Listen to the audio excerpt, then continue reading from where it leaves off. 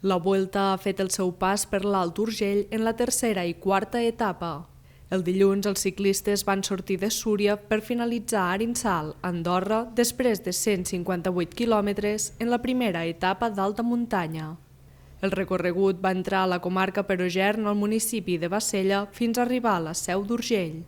Per primera vegada, la Vuelta ha passat pel túnel de Tres Ponts, inaugurat a finals de 2021, i no pel Congost.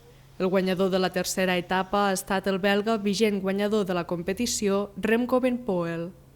La quarta etapa i última al territori català ha sortit aquest dimarts al matí des d'Andorra la Vella i compta amb un recorregut de 185 quilòmetres fins a arribar a Tarragona. Els ciclistes han tornat a fer el seu pas per la comarca entre la Seu d'Urgell i Oliana. En aquesta quarta etapa, Keiden Group s'ha situat en primer lloc a l'arribada en superar en l'últim moment a Juan Sebastián Molano.